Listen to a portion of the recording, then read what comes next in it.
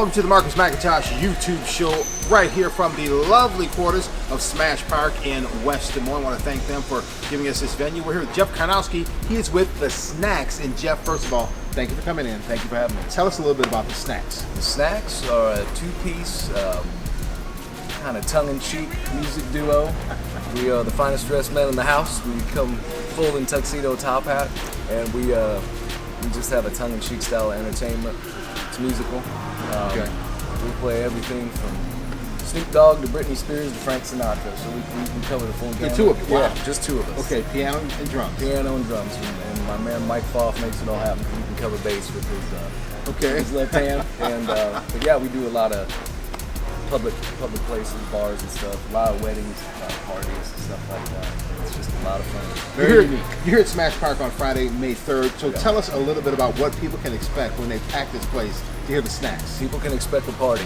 They can come and smile and have a good time. Be ready for the Snacks. Like I said, we got the full gamut, and it's a good time. We've been playing together a little more than a decade. How did this whole thing come together? This came together. Me and Mike had met. Mike Foff is his name. Okay. We met on a gig. A mutual friend of ours hired us, and then we ended up getting in a band that was called the Dirty Little Rabbits years ago. And we had a lot of fun, went all over, toured the world, and we were just messing around in the garage one day, just the two of us, playing all these songs, silly, stupid songs from my childhood that we love, and we said, let's do it. Somebody needed a friend of mine called on us for a gig, and since then it just took off. Did you imagine that you would still be together doing this 10 years later? No, because when you only have one other guy in the band, you know, you can do a little bit of this, so. But it's brotherly love. You said you two have played together all over the world. Talk about some of the places you've been and some of the things you've seen. Yeah, we did a lot. Like I said, we went on some tours of Europe, and we got to see Amsterdam and some of the places. But it's kind of funny, a lot of the times when we go to these cities, people say, oh, what was that like? And when we get there, set up, play, and get on to the next one. So it might as well have been Sheboygan. But there have to be some some tame wild stories on the road. Yeah, well, it was.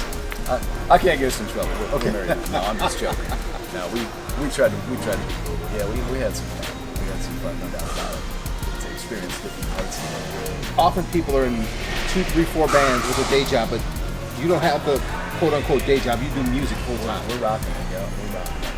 What's so special about the Snacks that you guys are able to do that and you know, make a livelihood and make a living where some people might have to be in a number of different bands plus work like a 9 to 5? Well, there's two of us, which helps, you know.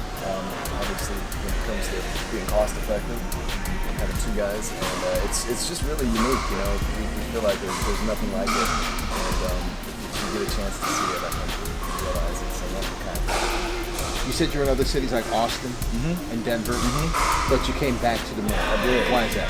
You know, I can't really tell you. I just felt like it was right and it was time to do it. And I actually was considering moving somewhere else and just spending some time here for a minute. But like I said, we got in that band and we got our things going and just stayed here. And I like it. It's a lot has changed since when I left. It's developed a lot. And it's very it's a lot better. Talk about the changes here in the area and what surprised you. Yeah, I mean, I left in probably 2000.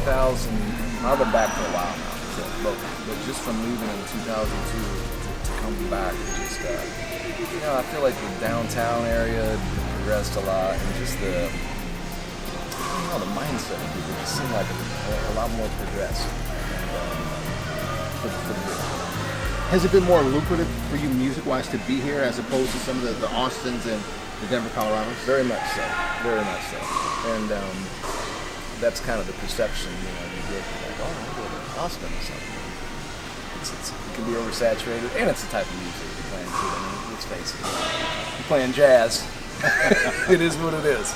So that's why, you know, we just kind of do what we do. But yeah, it has been. I love it here. It's great. Yeah. What's the best part of doing what you do? You know, just being able to do what we do for a living. I mean, it's who could argue that? You know, like got a drum set when I was 13 years old, and that was kind of the end of everything else, sports and stuff like that. And to be able to do that and make people smile, because our show is real positive, got some comedy in it, and it's just good just to see people have a good time and have people actually go, "There's money to do that." Man, that's the best part. Okay.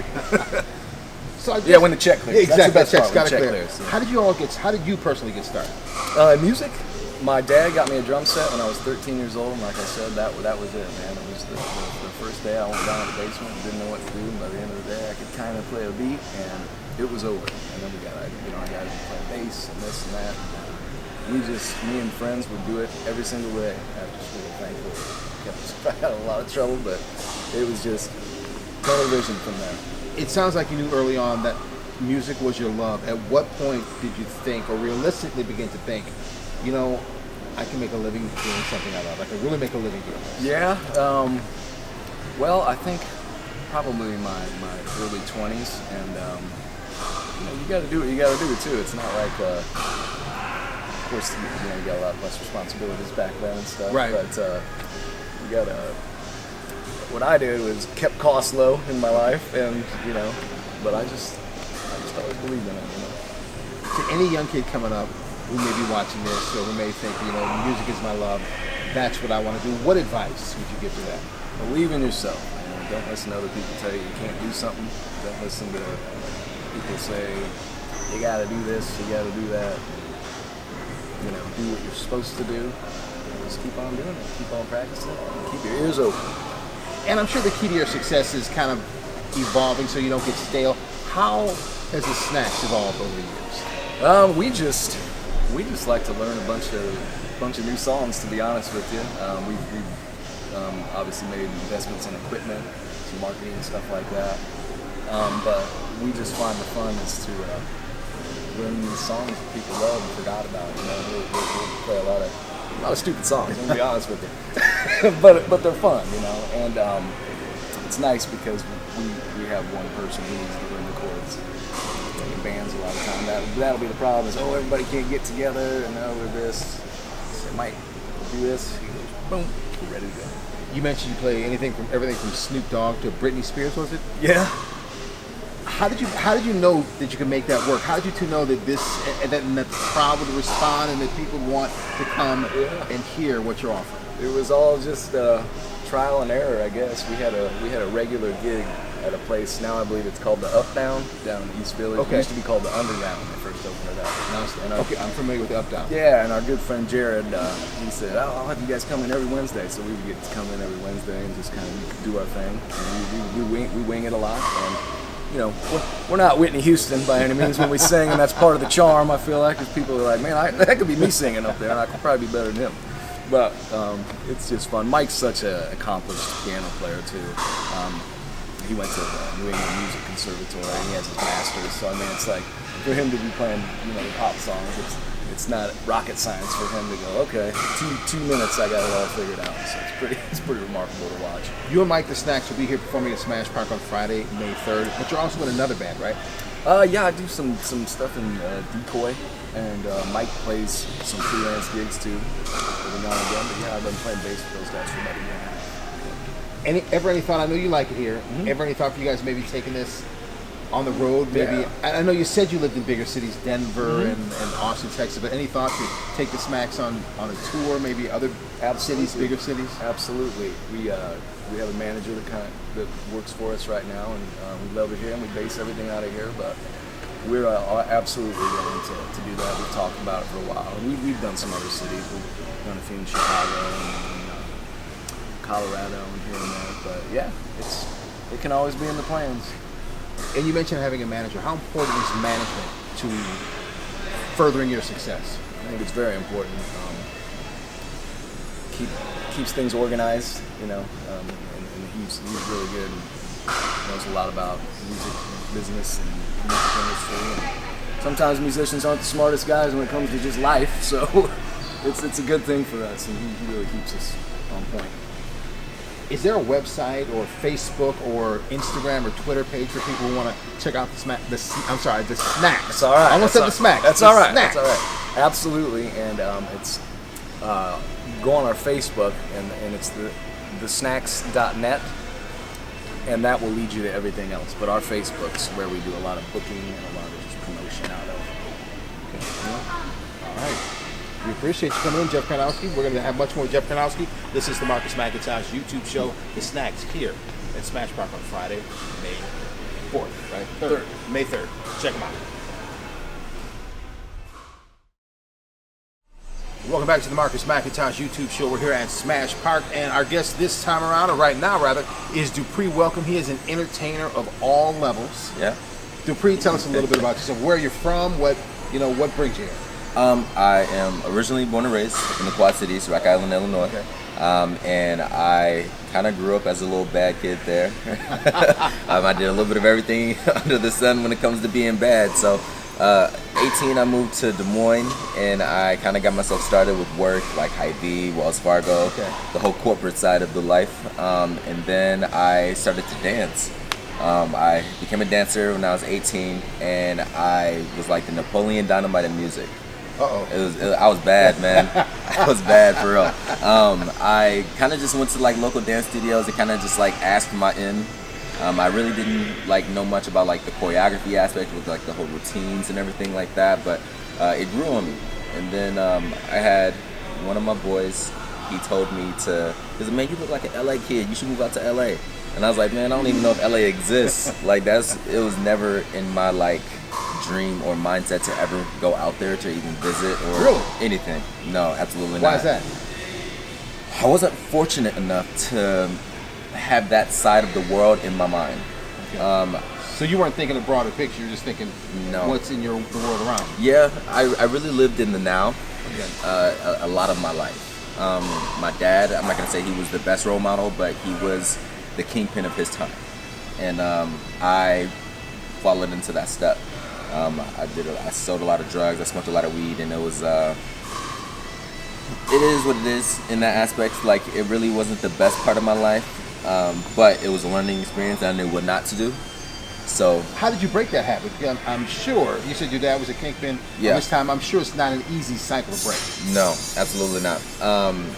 A lot of his people seen me as that, and they're like, "Oh, you little D, you gonna come up and be just like your dad?" And I was just like, "Yeah, that ain't for me. Like, it's not my cup of tea, to be honest with you." I worked at Wells Fargo Arena, but in the Quad Cities. Okay. I was a chef there, and I cooked for like famous artists like the Globetrotters, Jesse McCarthy, Kanye Rihanna. Like, I got to cook for them, and that was a heck of an experience.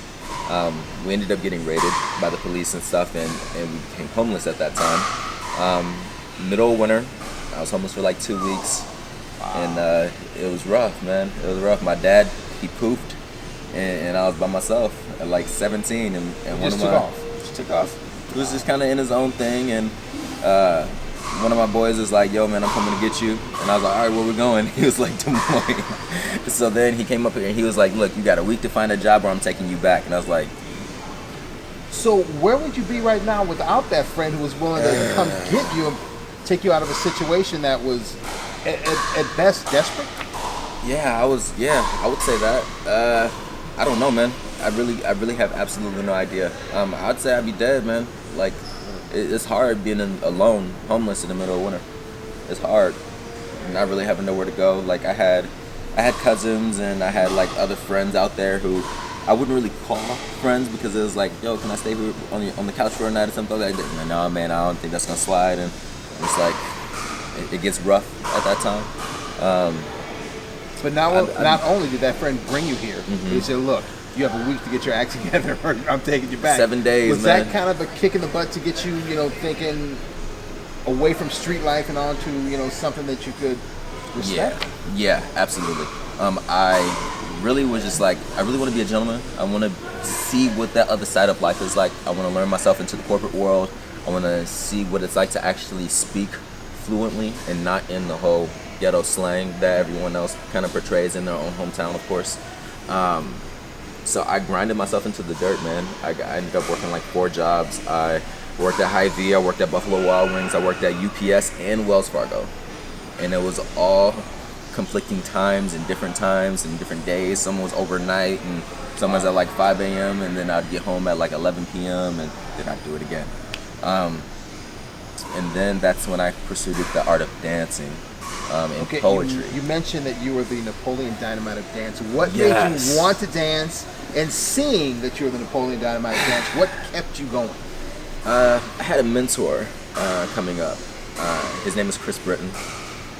He did a lot of stuff within the music industry, but he like mixed Christianity in the mix. Okay. So his will to keep going and his will to keep me up in my spirits and things like that was a really, really good thing for me to have in my life, because it was one of the small things that I held on to.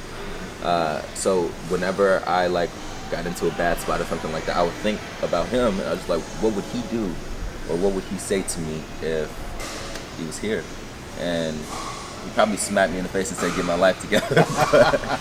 but I thought about that, and in reference to like the Napoleon Dynamite, like I danced all the time, like in my living room or in my basement or something like that, but I was just really bad. So I tried to like mimic You Got Served and Step Up movies and stuff. And I obviously couldn't get it because I was just that bad. Like I was the type, I was off beat. Okay. Like I would be like me. Yep. You know, I have to listen for a minute, then catch the beat. But until then, it's like I can't just jump in. Yeah, see, that was my struggle. I didn't listen. I just went. I just went for it. And but no, I grew myself into the music over time, and I became like, I call myself a musicality master because I listened to all the back beats and all the forward beats and then the lyrics as well, kind of meshed it all together. But I grew, man. I grew, and with all the working into the corporate world, it helped because I got to meet a lot of cool people. They put me in positions of dance studios that was in the local area, and I got to teach. And honestly, teaching for kids, that's when I got inspired to just be something more than myself, and making sure these kids out here in this community have someone to look up to other than their parents, who may be super strict on one way, and then it's only that way or the highway. And it's like, think outside the box. Or parents who maybe weren't doing legal things, doing things the right way. Exactly. Especially those type of parents, because those kids, they're either going to go into that or they're not going to go into that. And if they don't go into that, then there's a high chance that they could disconnect from their families. Or there's a chance that you could fall into those same footsteps and you can either get yourself killed at 16 or you just become a kingpin of your time. When kids hear your story, are they surprised? Yeah. Because my voice can change based off of who I'm speaking to. If I'm speaking to a best friend, it's more free, it's more laid back. If it's someone that I don't know but I'm comfortable with, I'm still in that same context, but I give the utmost respect. If it comes to anyone that I just completely don't know, you never know who you're talking to. So you gotta come with, I'm not gonna say immaculate or big words, but you gotta come with the knowledge that you know something. And it could be street smarts, it could be book smarts, it could be anything. So the way you portray yourself, the first 30 seconds, man. True. You've turned yourself around, mentoring, working with kids, but you've also done a lot of dancing around the country. Talk about some of the things you've done and the tours you've been on. I moved out to LA when I was 21. I pursued dancing professionally at that time. In 2010, I danced for Justin Bieber. That was on his Believe tour. It was one heck of an experience. Choreographer Nick Demora, he ain't no punk, man. He ain't no punk. 12, 13-hour rehearsals, and then you have like a full day of rest, and you come back and doing another 12, 13. And I was more or less like, outside of like the choreography, I was the powerhouse. So I did like the break dances, the backflips, the spinning on your heads, all that stuff. So it was hard. It was hard.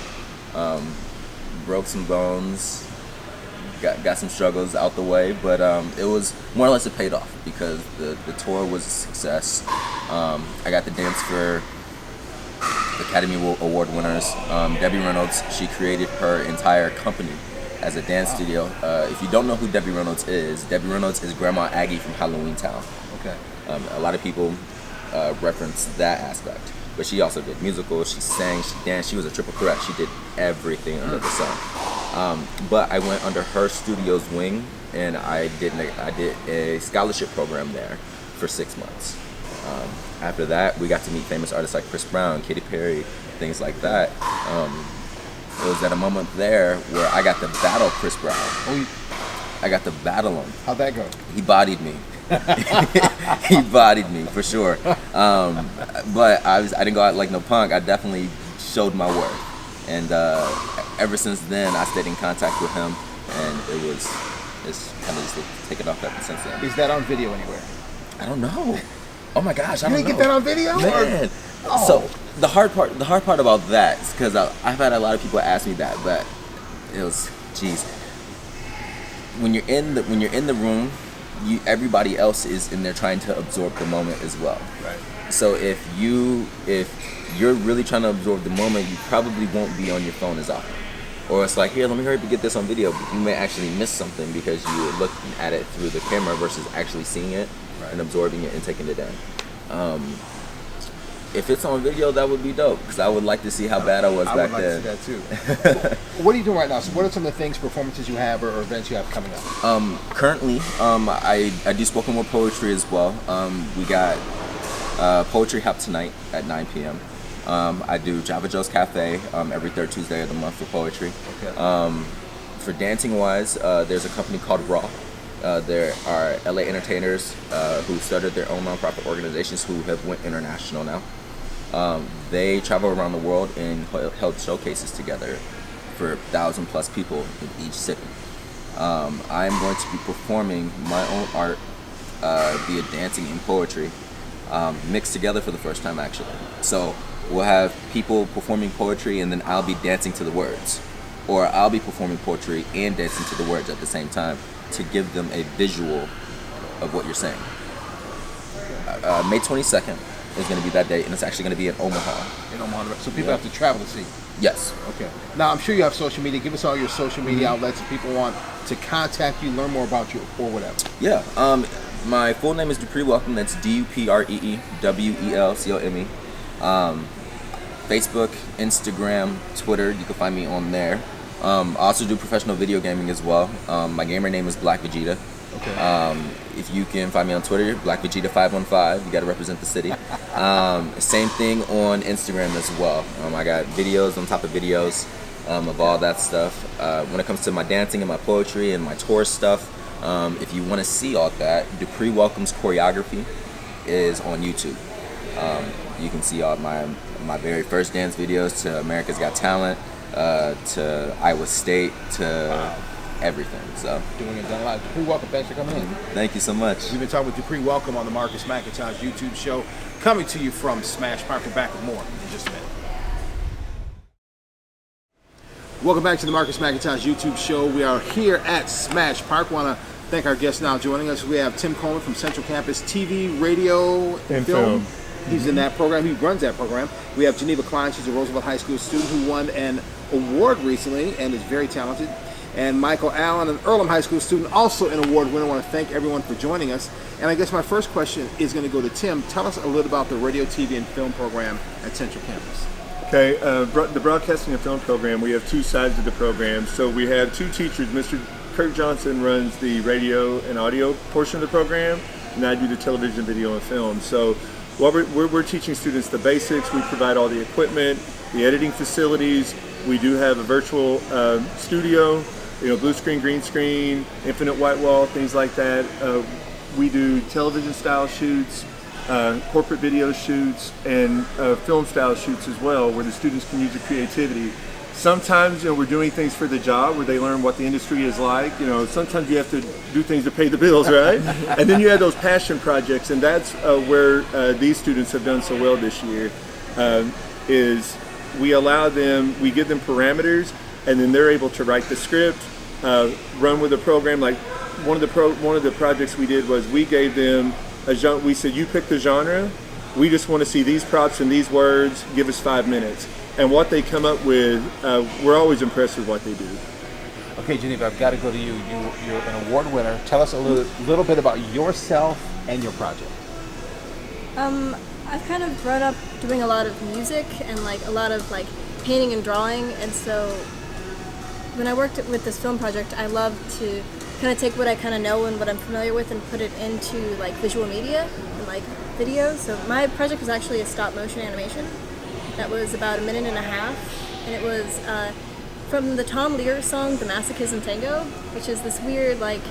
Can you sing it for us? No, I'm playing. I can, but it's a kind of a weird song, but it's like from the 60s, and it was very like controversial at the time, very interesting, and I'd always loved Tim Burton movies as a kid, so kind of like the skeleton animations and like very like claymations, so I kind of took the words and I built this kind of little narrative between like a lovable, goofy zombie man and like this very bright and vibrant skeleton woman, and like their whole kind of romance in this little dance. What started your passion for film, or filmmaking, or doing what you do? I'd say my dad. My dad went to film school and was doing videos when he was in his 20s out in Los Angeles. And so I kind of grew up watching music videos and like learning from him like this is like a whole industry, and I just kind of started working on it and kind of found a passion for it. Talk about the award you received. It is a Academy National Production Television Award. You can't call it a student Emmy, but basically... Legally, I cannot refer to it as a student Emmy. Okay. But it is from the Midwest Chapter Emmy Corporation. Okay. All right, Michael, tell us a little bit about yourself and what prompted or lit your fire or your passion for filmmaking. So, I guess probably the first time that I actually started doing stuff, other than like when I was really little with my cousins, we would make like videos, but they were like on the camera, and it was no editing or anything, and we're just like, oh, the world blew up, and it was like the TV screen had a video of the Death Star exploding, and we're like, oh, everyone died. But after that, probably around high school, is freshman year, just for class, it was kind of my way to get out of writing papers. They'd be like, well, you have to write this paper, and I'm not necessarily the best written person, but like the creativity's still there. So when I can get away with saying, oh, I'm gonna make a video for this class, and they end up start grading it on how good at making the video I am compared to like how good I am at writing, it started boosting my grades, and I just, not only that, I just really liked doing it instead of writing a paper, because that was boring to me. But making a video with some funny things in it, or just something creative and different, I really enjoyed it. And then when I realized that I could like actually do this for a career, I was like, oh, that's pretty neat. Like, I just thought, oh, friends are just making some dumb videos or something cool with the video, but. Okay, along with Geneva, your project is an award winner. Tell us about your project. So that project is also a stop motion. It's a Lego stop motion, which, I mean, sounds really nerdy, and it is. But overall, it's a 2-minute video about this guy. It's like a Lego guy, of course. So living his dream or whatever. So the song is "Vacation" by Dirty Heads. So it's like, I'm on vacation every single day because I love my occupation. So it goes through a farmer's occupation, a person who works at a pet store, and then it goes through his dream and kind of like the crazy things in his dream. And he wakes up and his dream girl's there, and then he kisses her, and that's the end of the scene. So that is generally what that is about. And it was about 1,920 photos.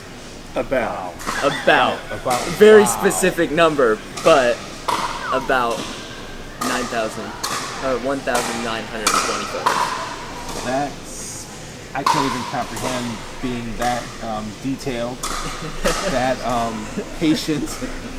No. When you're putting some, and I'm sure yours could be as much. So when you're putting something like that together, is there any frustration? Because I'm a person who I can't concentrate for a great period of time. I can do a little bit, but putting together, more than 1,000, almost 2,000 photos that you have to do with painstaking precision. What's going through your minds when you're doing that? Because I think I just every 20 minutes I have to bang my head on the wall or something. Don't knock over the figurine. That would be key. Okay. I built these armatures that were a little bit unstable, so like a lot of there was loose cords. And one time I had probably like a 9 or 10 second like already shot like scene, and then I knocked it over. It just But you built So an you had to- elaborate set. yeah. So you had to start all over. Because like I built all the figurines, armatures, props, and set. And like, armatures are what? kind of like action figure, like just like wire bodies that will Okay. stand up on their own. And so like I could move the joints and like bend their legs and arms. And that's one little movement at a time for everything. Yeah, so like Oh, I have the wow. arm and I just have to like slowly inch it up. Like I had a part where someone banged on their chest, and so I had to like just like keep moving their arms back and forth. And then the guy had sang with the words of the piece, and so I made like 10 little mouths to make like the different vowel shapes. That is some intricate stuff. I don't think I'd have the patience for that. Do you ever get to a point, you almost 2,000 pictures, you ever get to a point where you're like, just banging your hands on the table like, No, not even like once. I definitely have said it takes a little bit of mental insanity to just sit and like mess with these pieces for so long, because in some of the pieces, like some of the scenes you wouldn't even think would be like the hardest thing. Like one of the hardest things was like maybe a 2-second clip of my film. And I have the building, and most of the time I would deconstruct the walls of the building so I could move them. Well, this piece, the walls are showing, so I had this wall, and I just had to move the hand up and the head.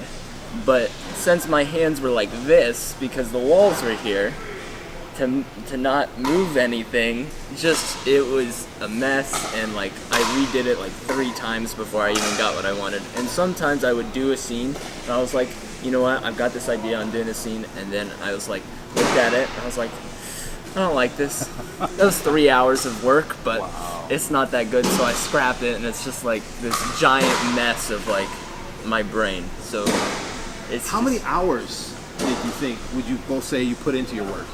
30? 30? Oh, that's probably you guys. I mean, I know I you would- worked for the better part of 2 straight months. I mean, there was procrastination in there I'm as sure well, but working. but there was a lot of it was. Oh man, my mom would always, I don't know, she'd make fun of me because I'd go in the basement and play with Legos. So yeah. Tim, you teach them the technical things, you teach them the how-to. How do you foster their creative abilities to come up with the ideas and the things they've done? I think the big thing is we provide opportunities, whether it's through our radio station or our film studio.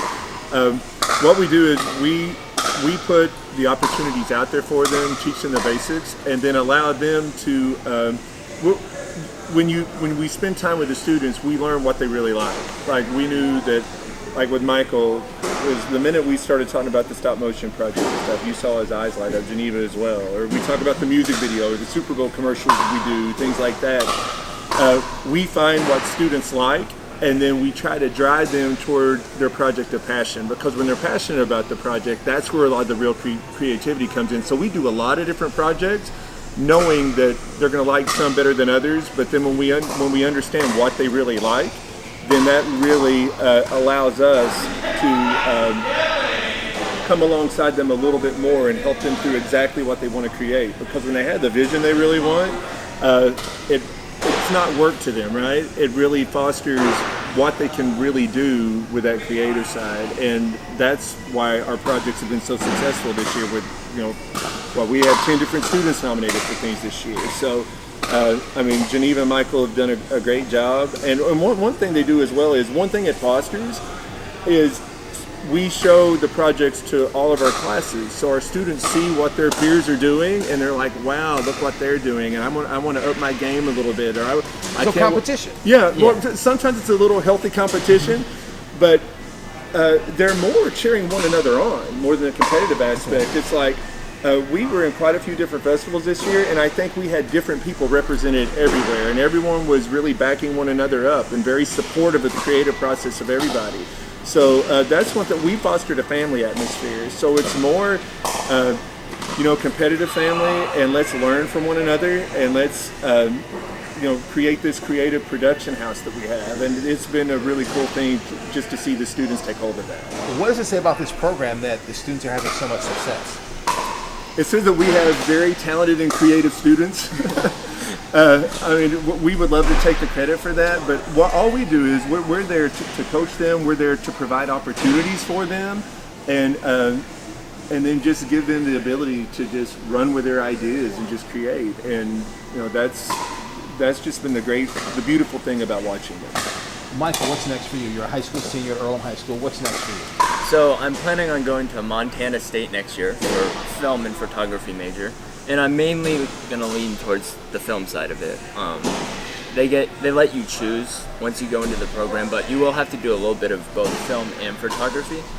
But after that, hopefully probably do some type of editing for either films or TV shows, something along the lines of that. Well, somebody fell or something fell. Yeah. We're here at Smash Park. There's noises all the time. Yeah. I was gonna say, I really love the editing portion of like films and just videos in general. I can just sit and spend ridiculous amount of times doing the smallest things that you're not even gonna really render in your head, but I'll know because it's like very detailed and specific, ridiculous things to the extent. And I'm almost addicted to editing, and it's a good thing that you can get paid for that. Because if you're addicted to something, And if you love it, it's never really a job. yeah, it's just like, I don't know, it's like, you know how they call it a runner sign? Mm-hmm. I've been a runner, I've never gotten that high, but I've gotten it from editing videos, like that energy and the excitement, and I don't know, I just love that editing portion. We wish you the best of luck, and I'm sure you're going to reach your goals. Geneva, what's next for you? I'm going to Emerson College in Boston Okay. for media production. What are your plans for after college then? What's your goal, your ultimate goal? After college, what would you eventually like to see yourself doing? I'd love to work in more like pre-production design, like given like an idea or like we have to create an advertisement or a specific video, and I kind of help with like designing where this is, what it looks like, what the lighting is, and like kind of putting together the pre-production parts of shooting. And I'm sure you're going to reach that goal. I want Michael and Geneva, keep doing what you're doing. You should be proud of yourselves, winning awards, go on to college and kill it, and be people from Des Moines and the Des Moines area who put this area on the map. And Tim, I want to thank you for bringing them in. You have some talented students, and I can't wait to see the students in the future. This is the Marcus Mcintosh YouTube show. We're back with more in just a minute from Smash Park. I want to thank them for welcoming us into their location.